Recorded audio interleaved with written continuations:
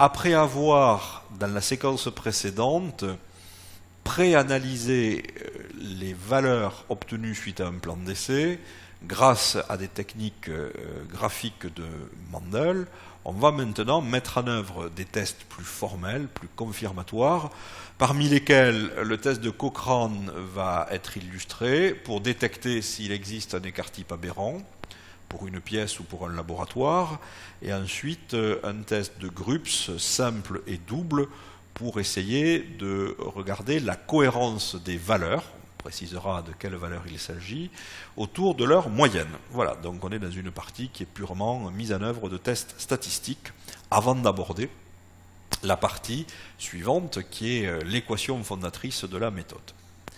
Alors, où se situe-t-on dans le logigramme? On a terminé la construction des graphiques de Mendel et on a fait leur évaluation. Et donc, s'il est nécessaire de les mettre en œuvre, les tests tels que le test de Cochrane, et puis un petit peu plus tard le test de Grups, vont nous permettre de confirmer ou non la présence d'un écart-type plus grand que les autres. Cet écart-type aurait tendance à faire croître l'écart-type commun et à faire croître la somme des carrés des écarts liés aux répétitions, ce qui augmenterait in fine la valeur de l'écart-type de répétabilité.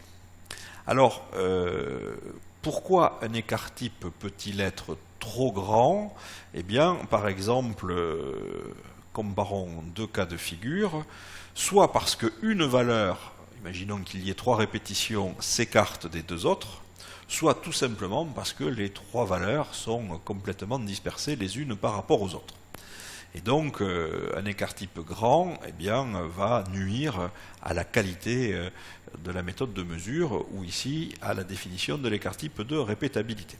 Alors, le rêve de tout expérimentateur, c'est que, quelle que soit la pièce, eh bien, on ait une homogénéité de la distribution des valeurs. C'est ce qu'on a appelé la fidélité. La fidélité d'une méthode de mesure, c'est l'aptitude d'une méthode de mesure pour une pièce donnée, et ensuite pour un ensemble de pièces, à produire des valeurs, ici ce sont des disques blancs, proches entre elles, et donc proches de leur moyenne, qui est représentée par des disques rouges. Si on peut admettre cette propriété, eh bien, on pourra résumer la dispersion des valeurs autour de leur moyenne, et cette fidélité uniforme et constante, quelle que soit la pièce, par l'écart-type de répétabilité, ou son carré, que vous voyez à l'écran, SR au carré, la variance de répétabilité. Pour mettre en œuvre des comparaisons d'écart-types ou de variances, eh bien, il existe dans la littérature un certain nombre de tests, le test de Cochrane, le test de Bartley, ainsi de suite. Le test de Cochrane est très facile à mettre en œuvre, mais il impose de disposer d'un même nombre de répétitions par pièce. Si ce n'est pas le cas, on bifurque vers la mise en œuvre d'un test de Bartley qui n'est pas très difficile à mettre en œuvre, mais qui nécessite un peu plus d'étapes de calcul, en particulier dans un tableur. L'objectif, c'est de s'assurer d'une propriété d'homogénéité des variances et qui porte un nom, ça s'appelle l'homoscédasticité. Alors, comment fait-on pour mettre en œuvre un test de Cochrane? Pour chaque pièce, on calcule la variance. On a déjà calculé l'écart-type dans la statistique petit k de Mendel. On va chercher parmi ces variances quelle est la plus grande. On la voit apparaître au numérateur de la statistique observée, c'est S maxi au carré.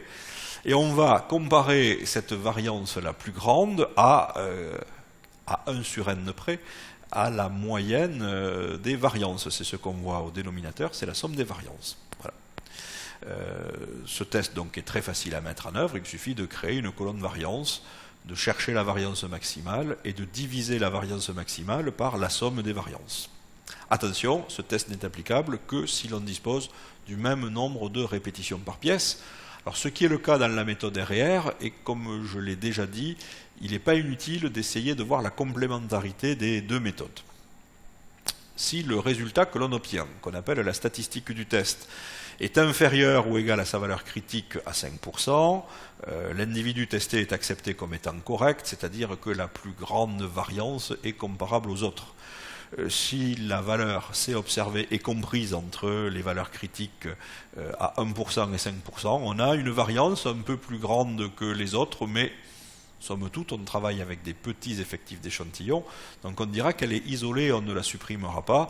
Par contre, eh bien, dans le dernier cas, si la statistique du test, C observé, est supérieure à sa valeur critique, c'est-à-dire que si la variance maximale s'éloigne beaucoup quelque part de la variance moyenne, alors on considérera que la dispersion des valeurs pour cette pièce ou ce laboratoire dans le cadre des essais interlaboratoires est trop grande et qu'il faut donc faire quelque chose.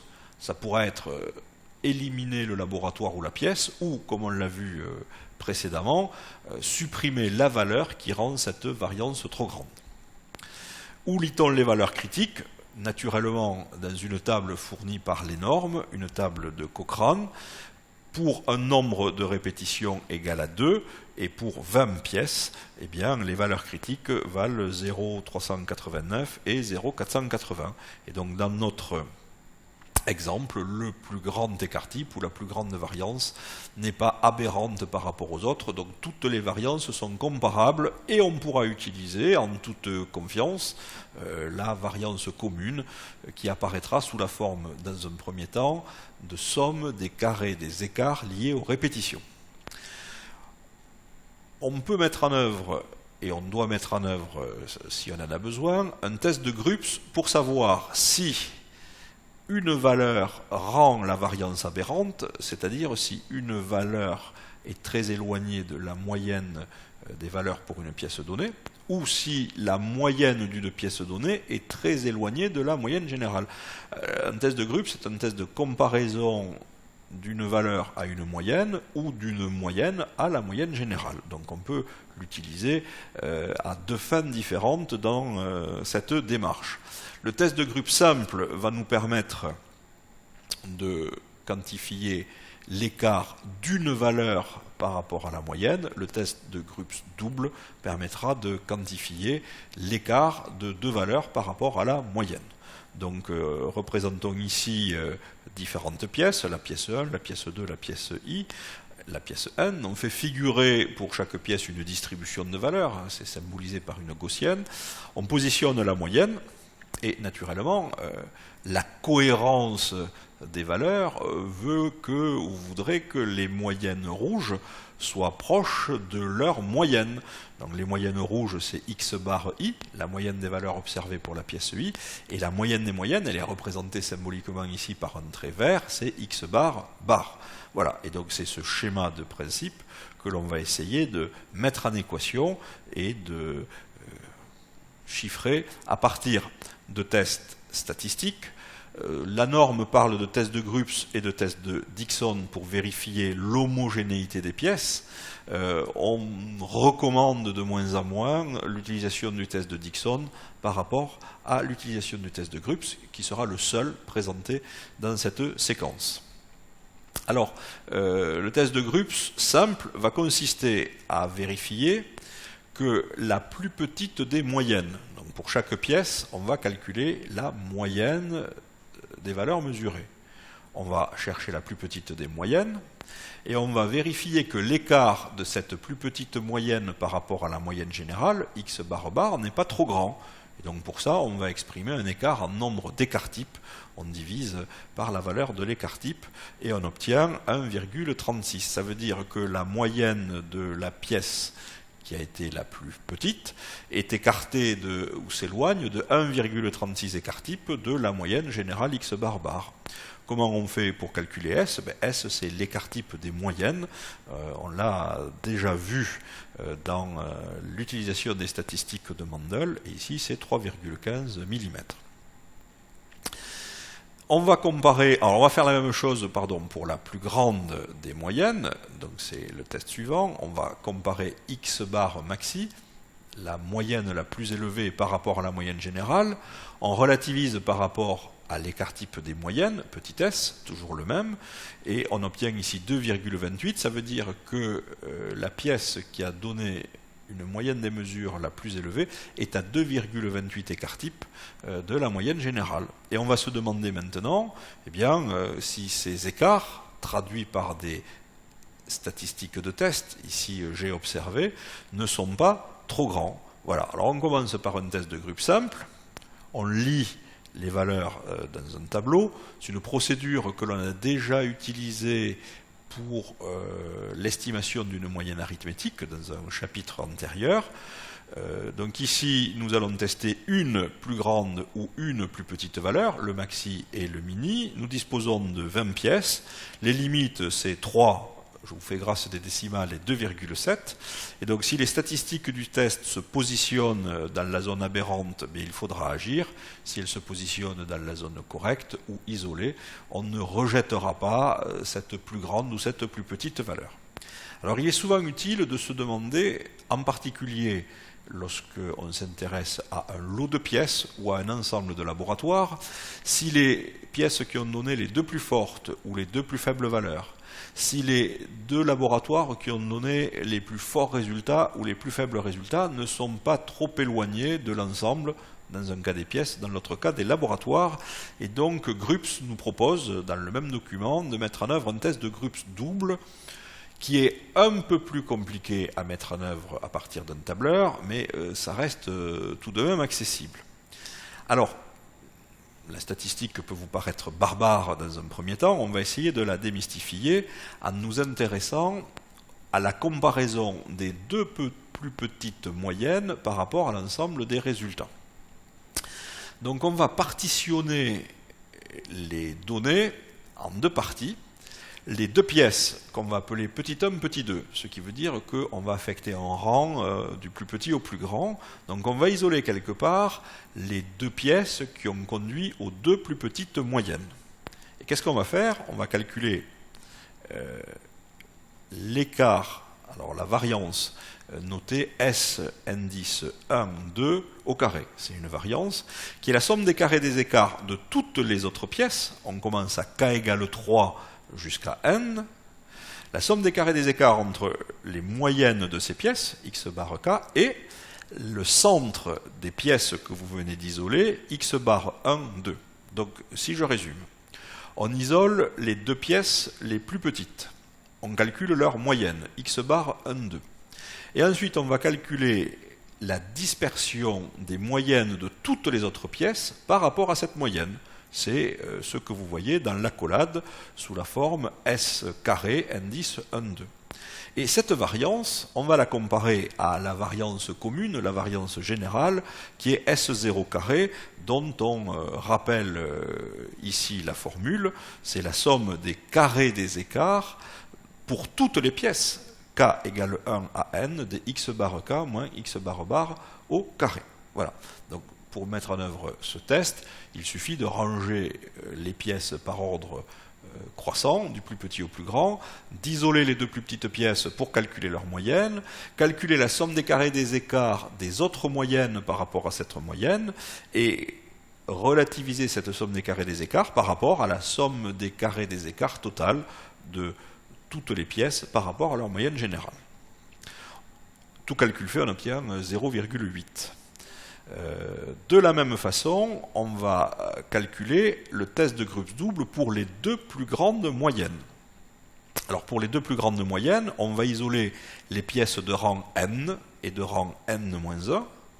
De la même façon, on va calculer, c'est la dernière formule, la moyenne des moyennes pour les pièces les plus grandes, n et n-1, et on va calculer pour k égale 1 à n-2, donc pour toutes les plus petites pièces, la somme des carrés des écarts entre les moyennes de ces pièces et la dite moyenne. Et ensuite, on relativise, là encore, par S0 carré, qui est la somme des carrés des écarts de toutes les moyennes des pièces par rapport à leur moyenne générale.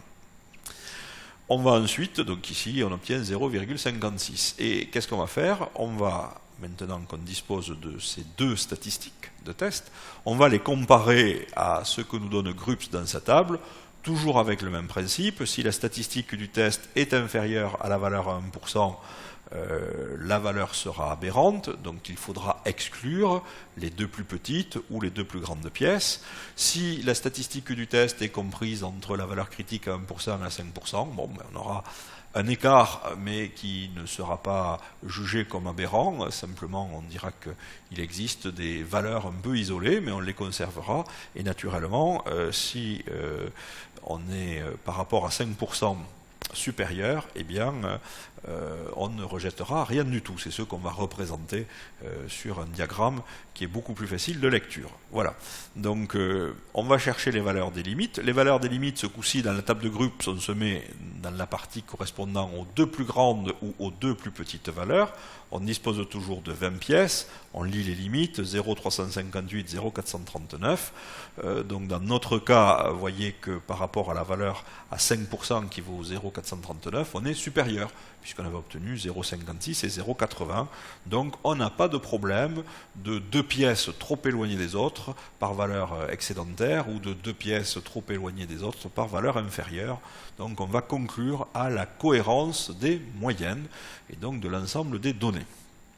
Donc c'est ce qu'on voit sur ce graphique, c'était le nuage de points, les statistiques à la fois de Mendel et puis le test de Cochrane et le test de Grups nous montrent que il y a homogénéité des dispersions, les dispersions étant matérialisées ici pour chaque pièce par l'étendue des valeurs, c'est le petit trait rouge, et puis il y a aussi homogénéité des pièces, c'est-à-dire que si l'on venait à remplacer par pièce les 2 points par leur moyenne, la dispersion des moyennes n'est pas très grande, on ne voit pas 2 pièces atypiquement plus petites que les autres ou 2 pièces atypiquement plus grandes.